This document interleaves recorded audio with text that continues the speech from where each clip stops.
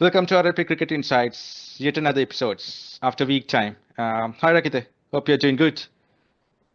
Yeah, exactly. It's a great date for Sri Lanka today. So we won the Hong Kong Sixers after 17 years for the second time. So did you watch the match, Prasad? Yeah, it was a great tournament, and it's a great day of cricket as well for Sri Lankan Sixers team, I would say. Yeah, so they lift the trophy after 17 years, like you said. So I still remember that. I did watch the last time that we lift the trophy with some legends of the Sri Lankan cricket. So yet again, yeah, it was a great victory for Sri Lankan Super Sixers team. And also, yeah, a lot to discuss today as well, I think, in terms of the world cricket. And also, with this episode itself, we have added a new segment to the episodes as well. That is the Champions Blind Spot. So, that is a new segment to be covering from today's episode onwards. So, in terms of the world cricket wise, lot to discuss. Rakita, New Zealand registered a wonderful series win, in fact, a whitewash in India against India in a test series. And also South Africa, renowned to be a vulnerable team in slow low tracks, but they dominated and they won the series against Bangladesh in Bangladesh. So wonderful to the game of cricket as far as the results are concerned. And also Pakistan ultimately beat England. When it comes to series, having lost the first test match. And then, so we look to discuss about Sri Lanka versus New Zealand upcoming, ODI and T20 series as well. So stay with us.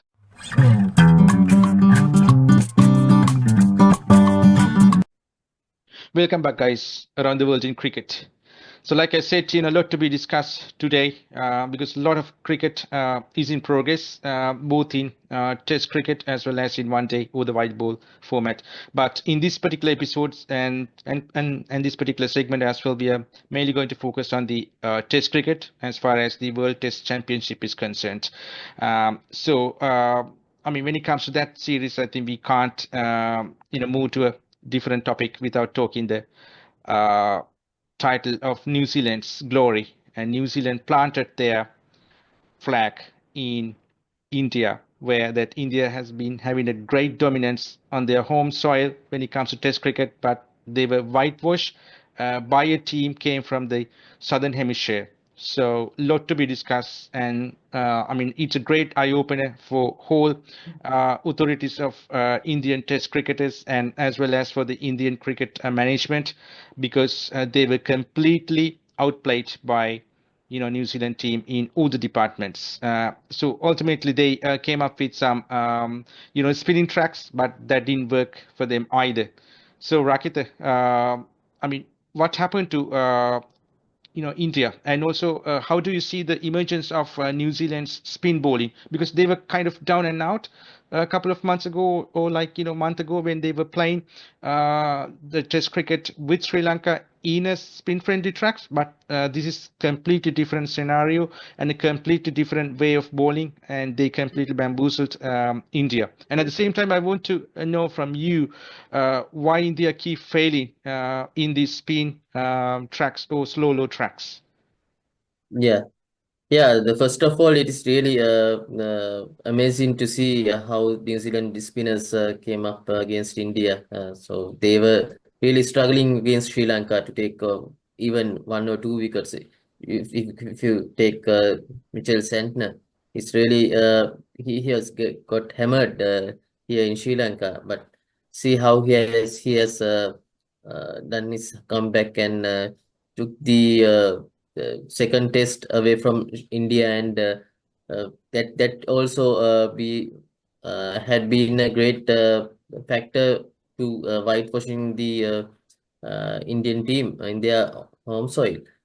So I think they have figured out how to bowl in these spin tracks. It is not about bowling uh, faster. They know the correct speed of bowling in these sort of wickets now, and I think they have the luxury of having few Indian origin spinners also in their attack. So that also did help. If you take Ajaz Patel, who has taken 10 wickets in an innings in the last tour of India in the same ground. Again, he has taken 10 wicket haul this time. So in two matches in Mumbai, he has already taken 25 wickets. So And it's home and soil, kind right? And it's home yeah, it's soil. home soil. It's Yeah. home ground, and that's a great thing. As a for foreign country, they have come as underdogs, and then they completed the tour as the in 3-0 and whitewashing the more fancied Indian team. It's kind of a dream come true for any country. So even still, Sri Lanka is yet to win a test match there. So I think it's all in all, hats off to New Zealand authorities, and they nicely monitored these spinners, even though they have the fast bowling friendly pitches in their home soils in New Zealand. They keep this spin attack formidable as to play in good spinning conditions. So I think that's a great thing to happen in world cricket to beat India and India.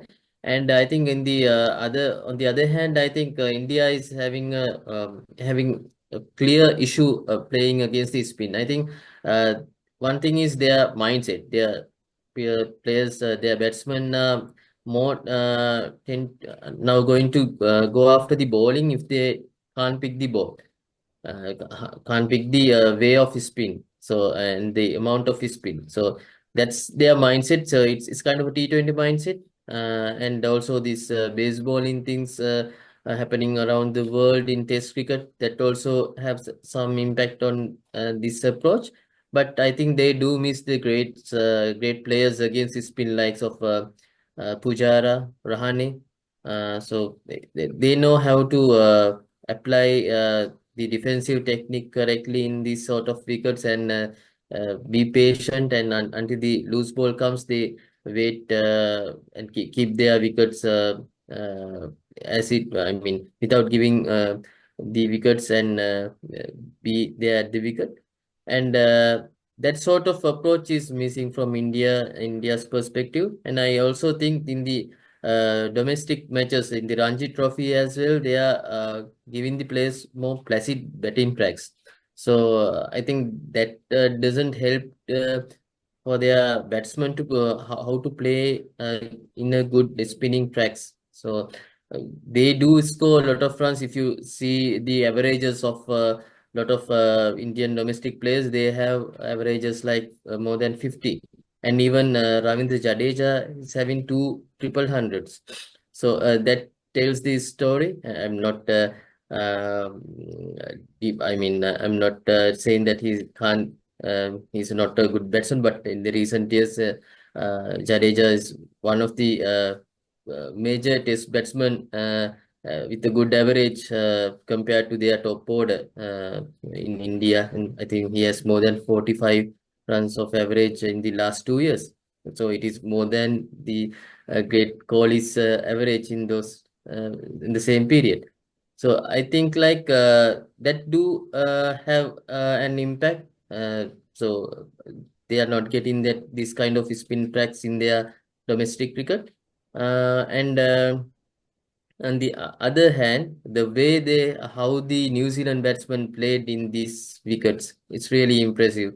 So they attacked the bowlers, and they were not afraid of losing their wicket, and they knew at some point their wicket will be gone. But I think this underdog mentality has also helped them because they had nothing to lose, and that also did have an effect. But the next time they toured India, this will be an added pressure to them. But for the moment, I think this is a great achievement, and nobody have achieved this sort of thing in India before this. This is the first time India got whitewashed in 3-match test series.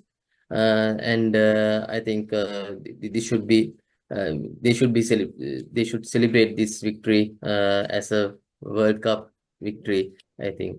So that's my uh, review of the New Zealand and India series, and I think bowling out India in their home soil for 46 runs, that has set the tone of the series, and finally they completed the series in the same high note. Yeah. And also, I think Yeah, we can't forget an unsung hero in the match officials of New Zealand. So we can't forget that with their brilliance in the emergent yeah, test. I mean the spinning, that is Rangan Herath. He was there yeah, right from the Afghanistan tour where they didn't get a chance to play, and then he was there with Sri Lankan tour. Even though they were yeah, not performing really well, but here comes the glory. Eventually they yeah, got it. exactly. Yeah. Exactly. And the thing is, they didn't have the luxury of their star player, Kane Williamson. And the last match, they didn't have the luxury of the last match man of the match, Mitchell Santner. See how they have the players' mentality. They have this great momentum with them, and they finished up very nicely. So that's about New Zealand and India series. And when we look at the Pakistan and England test series, so the same kind of thing, record-breaking series. Uh, initially, England has dominated Pakistan in the first test and scored more than 800 runs, and then we saw that Pakistan were going for spin-friendly tracks. So, what do you think on that, Richard Prasad? So, uh, how do you justify this strategy? Yeah, I think it's a complete change of strategy as opposed to what it was in the very first test match against England. Um, so I think it was good for Pakistan cricket as far as the final result is concerned because they were down and out. I think they had lost 6 test matches or so on the track before that test. I mean, before the second test match where they started to win. So yeah, in Pakistan perspective, but I think in world cricket perspective, it's not good. I mean, doing any good at all. Why I'm saying that because they started with a concrete track where it was a neutral track, anybody can perform, and it was shown that when it comes to I mean, a neutral track, their competitiveness is far more lesser than what England performed. So afterwards, I mean, they had no option other than going back to a different strategy where producing some spin tracks. But when it comes to England team, unfortunately, they didn't have some 3 or 4 veteran spinners like New Zealand had. Because when it comes to New Zealand, so the Mitchell Santner as well as Ajaz Patel, they have been now playing for more than a decade in the national team because Sodhi and I mean Shatner came in back in 2016 or 15, and Ajaz Patel as well. But England team didn't have that luxury at all. So then I mean they paid the price playing against Spain, and also fortunately for Pakistan team, their 2 spinners managed to bamboozle the English batters. But I think that should not be the way if the competitive Test cricket is going to be continued in world level. Because I mean, as a cricketing nation, we should always take the home advantage. At the same time, we should make something which works for everybody. Now, in this occasion, another point is fruit. That is because normally we call that when it comes to South Asians, Pakistan do have the better pace bowlers. But now this was proved that even their pace bowlers are not competitive at all in their home conditions. Not in the neutral track, nor in the spin track either. So that is completely, I would say, exposing, their backlog. as far as the Pakistan Test cricket is concerned. But eventually, in the result wise and in the World Test Championship perspective, I mean, in the point table wise, it's good. So Pakistan is now also competing for a spot. But let's see, it's too hard for them to come to top 2 or 3. But let's see how it goes. So that's what happened. So that's my justification. So England perspective, they didn't have much answers. So it's a good lesson learned for them as well. When it comes to Test cricket, played in these kind of venues in these parts of the world. So they have to be much more prepared with the mindset, because when it comes to those kind of situations, it's more like a mind game rather than a physical game. So you have to be more patient, and you have to be reading the mind of the spinners, so then only you can dominate. So that didn't happen, unfortunately, for English cricket perspective. But yeah, in the Pakistan perspective, they changed the strategy and they managed to win the series ultimately. Yeah, so that's what happened a couple of weeks ago. Between England and Pakistan, Rakita. So at the same time, I think another series is going on. So when it comes to Asia, so it's a happening spot as far as the Test cricket is concerned. The other one is just concluded, I think, South Africa versus Bangladesh in Bangladesh. So everybody expected Bangladesh to perform well and to be competitive, because they are home conditions and they are going to play against a team coming from southern hemisphere, and also they do not have very much good stats against Spain. But that was not the case. Their new comers really up to the task, and they showed what they are capable of, even in the very foreign conditions. The South Africans. So Rakita, now we have to think of this one in Sri Lankan perspective, because our very next test tour is with South Africa in South Africa. So now they are coming to that series with a very good mindset, and with very good confidence as well. So based on the recently concluded test series, so who are your pick of the players from South Africa perspective, and the same time the guys who can challenge us in the test series, which is going to be started in 2 weeks' time, if I'm not mistaken? Yeah, yeah. I think this is the first time South Africa has won a test in a subcontinent after 10 years. They last won against Sri Lanka in 2014, and they have recorded their biggest test victory in test cricket.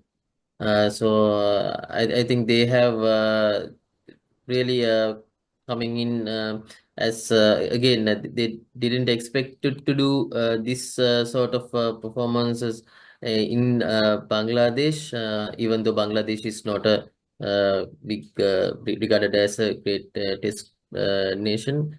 Still, they performed really well, and performed really up to the mark, especially the opener Tony D'Souza. He has played one of the great innings by South African played in subcontinent. He has scored 177 in the second test, and along with Tristan Stubbs, he's also he has scored his first test century as well. So he's occupying number 3 spot. So along with Mark Rom, so these three will be a great big threat for Sri Lanka. So we should try to take some quick scalps in earlier on when the ball is new. And I think then comes their gritty wicket keeper batsman Verein. After the retirement of de Kock, still he's getting some experience of playing at the higher level in Test cricket, but he has shown his promise in great deal in this series, and he will be a player to watch out for. And on the other hand, Kagiso Rabada is always a threat, and he has duly rewarded his 300 test wicket, and he is the fastest to reach the 300 test wickets in terms of balls, number of balls bowled. So he will be a definite threat to all Sri Lankan batsmen. And I must say the hidden threat will come from Vian Mulde. I think he has bowled really well in the last tour when Sri Lanka toured in South Africa in 2021 or 2022. He has bowled really well, and then this time he has played great innings in the second test. He has scored his I think first test century, and these sort of players are normally doing well against Sri Lanka normally in South Africa. If you remember the all-rounders like Sean Pollock and Lance Klusener and Kallis, those kind of all-rounders, hit the deck hard bowlers normally taking wickets against Sri Lanka. I'm not saying the Sean Pollock is hit the deck bowler, but normally the all-rounders of South Africa are really giving headaches for Sri Lankans generally. So he'll be one to look out for, and always the consistent Keshav Maharaj. He will be one key weapon for South African captain in Durban. Definitely, and he knows how to bowl in these sort of wickets, and even in Sri Lanka also he has bowled really well in patches. I think one innings he has taken 9 wickets as well. So Yeah, these I think players, sorry to interrupt you, Rakesh. So I think when it yeah, comes to Keshan Maharaj, he's one of the most unsung heroes. underrated Yeah, bowlers in world cricket, I would say. I think he has performed not yeah, only in the spin-friendly tracks but also in all the places in fast, the world, and yeah, particularly no, all the in formats all the as well. formats, yeah, all the Yeah. formats. Yeah, that's the thing. Yeah. Yeah, Prasad, those are the analysis I can say uh, based on the South Africa Yeah. and Bangladesh test series. And also, yeah, I think Uh, Rakita, with this now, there's a interesting thing is happening in the World Test Championships. yeah, We all knew that, India and Pakistan were on top. India and Australia were on top, and then Sri Lanka were number third. But now, with this particular win, where South Africa registered in Bangladesh, so now they are becoming a very hot contender to play the World Cup final in the next year, June. So. So shall we have a look at the probabilities that each and every team yeah, can make the finals? I think handful number of games are available for each and every team at yeah, the yeah, minute. yeah, yeah. Shall we I start think with Australia? the hot contenders are Australia, India, Sri Lanka, New Zealand, and South Africa. Yeah, There are outside chances for Pakistan as well, but we are going to check the most probable yeah, scenarios for these 5 countries. So when it comes to Australia, they have 7 tests remaining, five against India in their home soil and 2 against Sri Lanka in Sri Lanka. So they just want to register a 3-2 series win against India. So then they will definitely end up ahead of India. And even if they lose the both matches in Sri Lanka, they still do have a chance of reaching the finals. And other than that, if they lose the series, even that also they have a chance to win Sri Lankan test, and they still do have some outside chances depending on other results.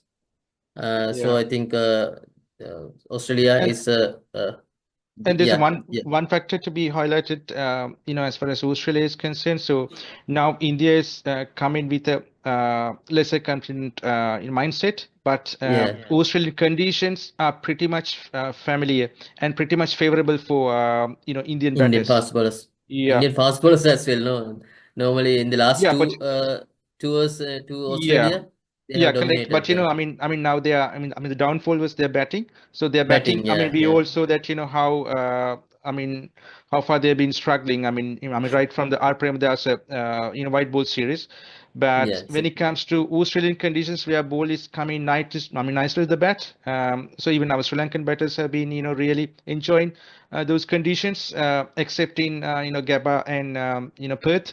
So I think there's an outside chance for India to make upset in Australia as well. yeah, So we never definitely. know. Yeah. Yeah. Normally, Indian team is doing well when they are down. So even if you remember, they bowled out for 36. Then thereafter, they won that series, even losing the first test in a disastrous way. So when it comes to India's chances, they definitely need to beat Australia in this series. And if they win 4-0, then they will have a chance to finish up in the top two. And even if they win less than 4 matches, they still do have some chances because of the depending on the other results of other contenders. So they still do have a chance even though they lose the series 3-0. Then when it comes to Sri Lanka, we have 4 matches left, two in South Africa and two against Australia and Sri Lanka. And if we won all those matches, definitely Sri Lanka will be in the finals.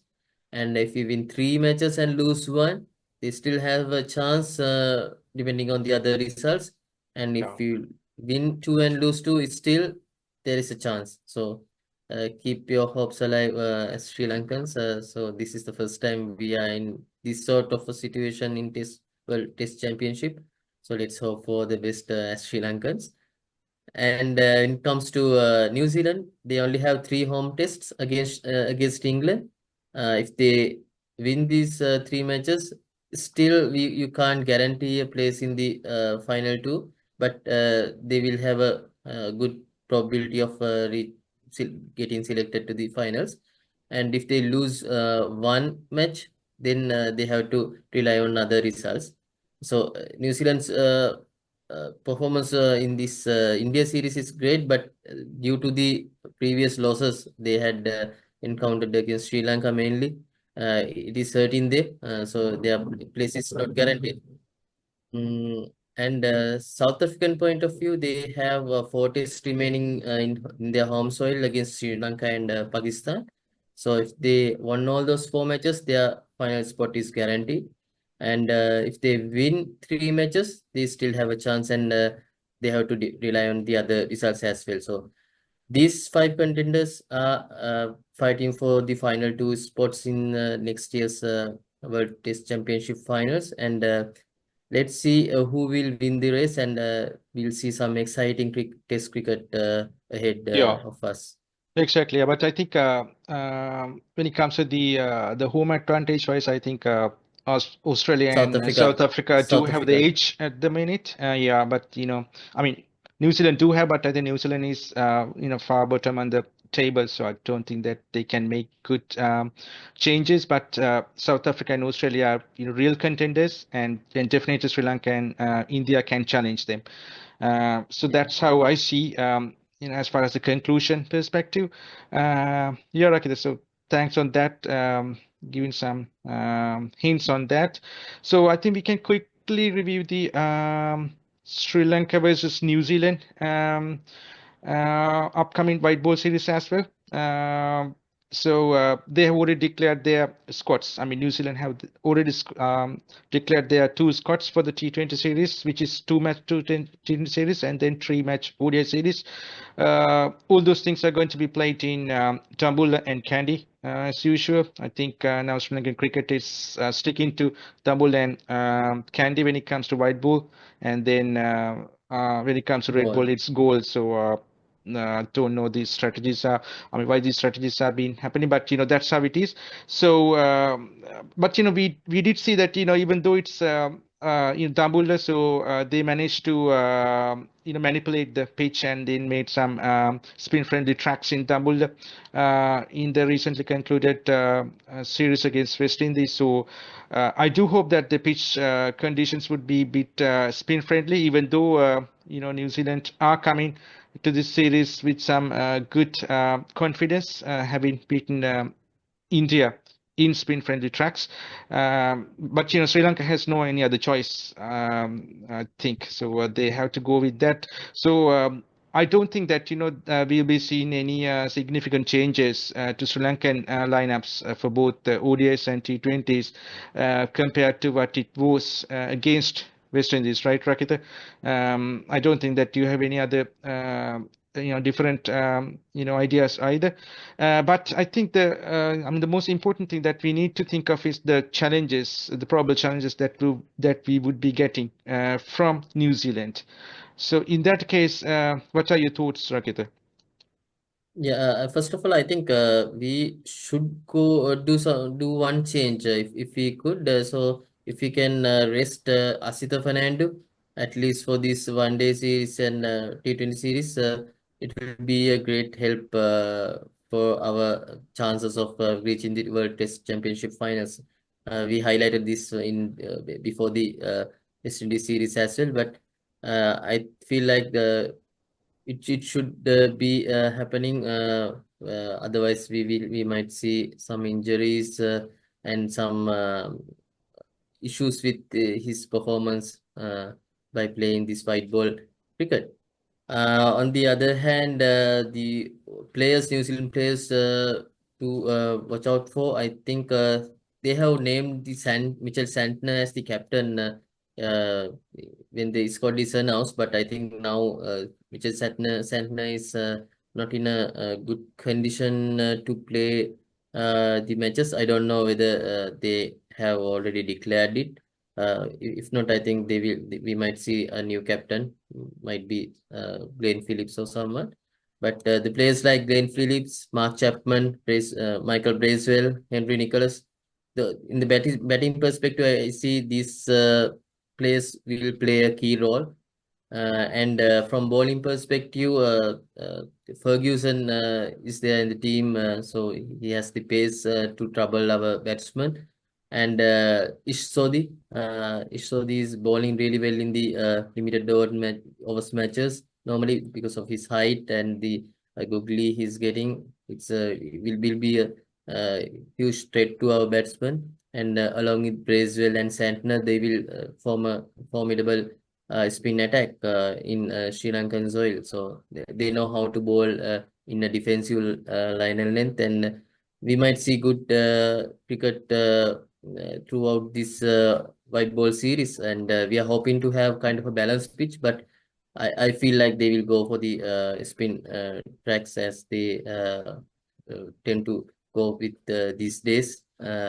But I personally would like to see some betting friendly tracks and see it scores over 200 runs and see how our bowlers are handling the pressure in the batsman is going after them. So that's what I feel, and I feel that the pitch conditions will be like spin friendly. Yeah, Yeah, Prasad. yeah. Even though I mean, think of having kind of betting friendly tracks, they will be thinking in the other way. So Yeah.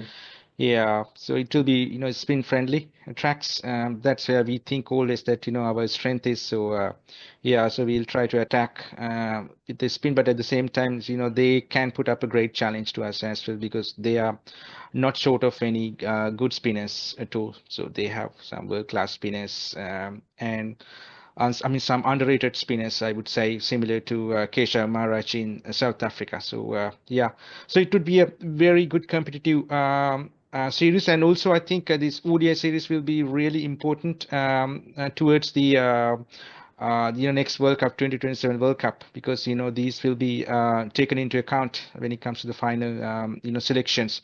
And I think the same case for the T20 series as well. I mean the T20 World Cup as well. So I think each and every match which are being played in any format these days are really vital for any team. So that's why I think now every team is trying to win the games, despite the spirit of the game or despite the spirit of the world cricket perspective. So they want to, make some, wins under their belt.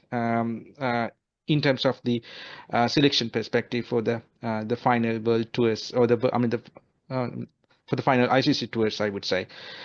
So yeah, I think with that, I think we can conclude this particular segment of the day. So we discussed a lot today as far as the world cricket is concerned. So we mainly focus on the Test series, but at the minute, there's another white ball series is going there in Caribbean between West Indies and England. That we'll be discussing probably the next time around. So we are not going to cover that one at all in this particular episode. So please be with us. So we'll be coming shortly with our next segment.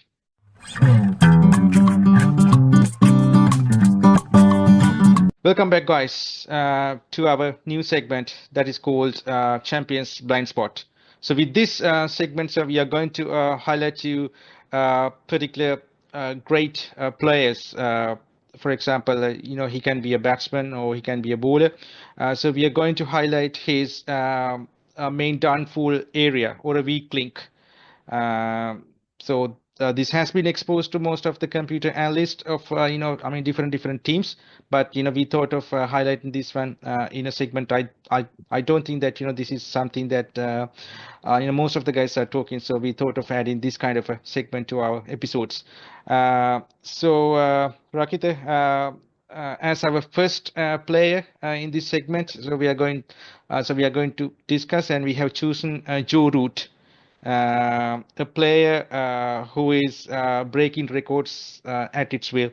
So when it comes to this, this particular year, so he jumped into the fifth spot when it comes to the highest run getters in the World Test cricket history, and he has scored more than 12,500 runs at the minute at an average of 51.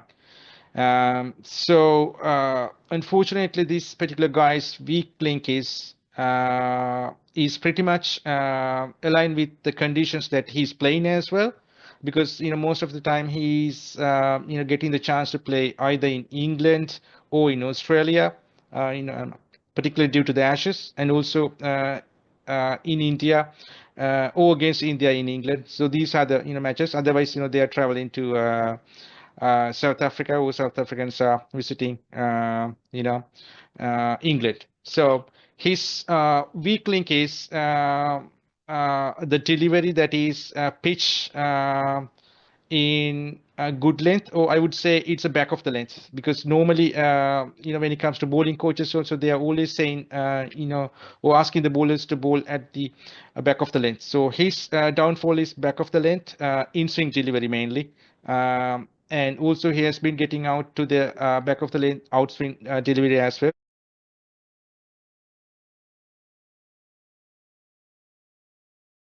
So he has been getting bowled or getting LBW, and at times he has nicked, and he has been caught in the slip cordon. So Rakita, so who are the bowlers as you think his main contenders? So who are the pick of the bowlers against him in the history of Test cricket so far? Yeah, it's just a guess. I think since they are playing more matches against Australia and India, it definitely be kind of Australian pace bowler or Indian pace bowler. So I would say Mitchell Stark or Jasprit Bumrah, as per your explanation. Yeah. Yeah. I think you're spot on. So, they are also amongst the number, the first five. So, when it comes to the number one bowler who has dismissed him the most number of times in the Test cricket history is Pat Cummins, the Australian skipper. Because both of these guys, Pat Cummins and Joe Root, started Test cricket in the same era. So they have been playing the Test cricket together in the Ashes for a number of years now. When it comes to Pat Cummins, it always comes to our mind that he keeps bowling that back of the length, and he's challenging the off stump of the bowler, of the batsman. So I think Joe Root has been failing against him in 11 times in Test cricket, and then the next guy is just Hasselwood. So he has a one single weapon. We all know that regardless of the format, Josh Hasselwood is the most prominent bowler in terms of bowling at the back of the length. So he has dismissed him in 10 times, almost similar to Pat Cummins. So those two are the in other words, Joe Root is a bunny of them in the Test cricket so far. And then Jasprit Bumrah, like you said, so Jasprit Bumrah has been bowling that back of the length delivery in any format of the game, even in Indian conditions. So he's a great bowler. That's why he's a great bowler. And then the number 5 is Mitchell Stark, and the other one is Trent Boult. So he's also one of the underrated bowlers in the world cricket. So he's number 6. But I didn't mention about the number 4. Number 4 is Netherlands. So he has dismissed him as well, but not due to the back of the length. I think he has dismissed in a various ways. So the main downfall or the weak link of Joe Root, as we highlight, is the back of the length delivery, as you can see in the screen as well. So we have extracted some examples. Um, yeah, so that is something to be looked at, and that is something that if he wants to, break the record of Sachin Tendulkar pretty soon in next couple of years' time, I think that is something that he should work on and negate, and then definitely I think he can hit tons and tons in any conditions, I would say. So that's pretty much it as far as our news segment is concerned. So we can quickly go and come back.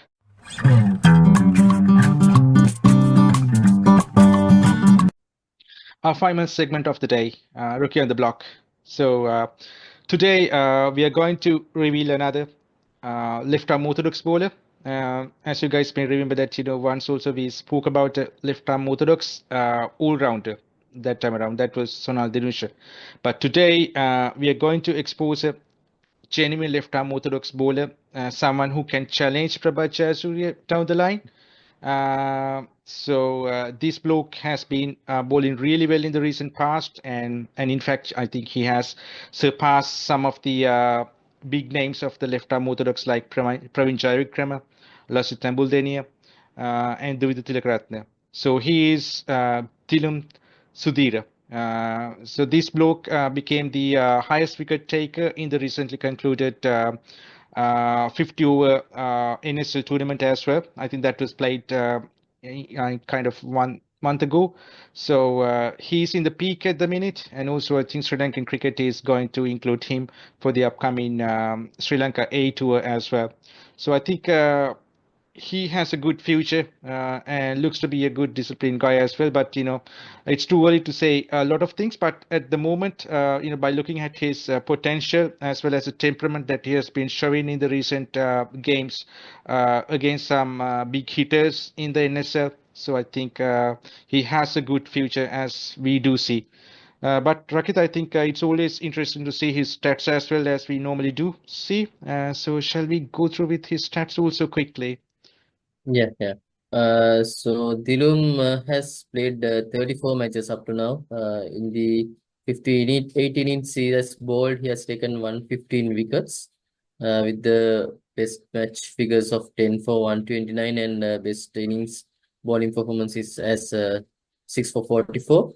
But his average is kind of high for a spinner, is 30.32, and he has taken 7 5 wicket hauls and 1 10 wicket haul. So that's his first class matches. But when it comes to list A matches, he has performed fairly well, and I think his stats are really phenomenal.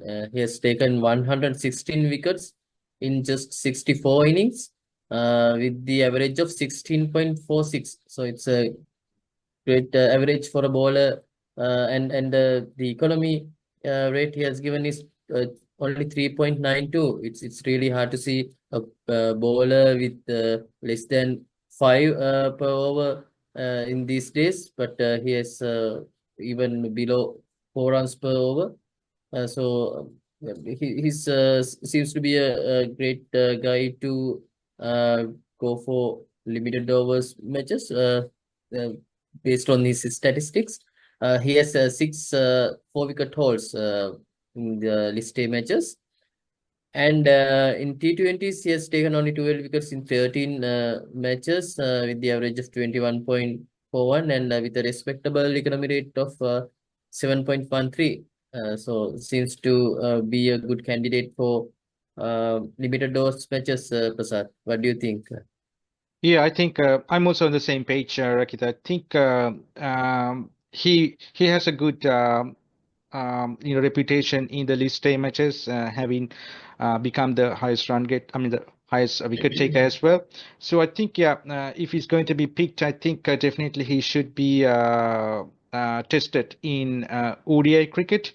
I think currently we have Akila Dhananjaya in the pool and also Dunit Velalage, but I think this guy can challenge someone like Akila Dhananjaya to replace a bowler to bowler because I don't think that he is a very good all-rounder or a batting all-rounder, but this guy is a pure spin bowler. But I think he has a very good, decent batting average as well to a bowler, better than Prabhat Jayasuriya, I would say. But I think we should focus on the bowling of him. So when it comes to his list A, the first class cricket, I think he has to work more and he has to reduce his average a bit. So that I think he will be a great contender for Prabhat Jayasuriya in couple of years' time in the Test cricket as well.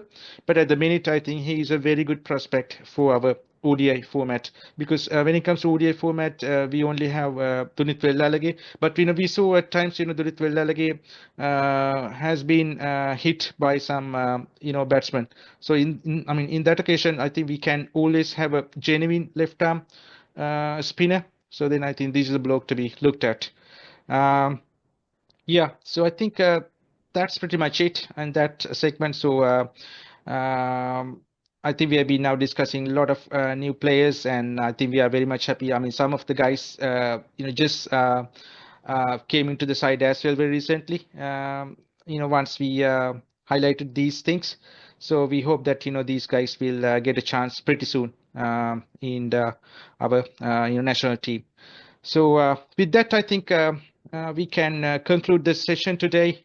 So I think we did discuss a lot today because world cricket is pretty much busy at the moment, and the world cricket is really impacting Sri Lankan cricket as well.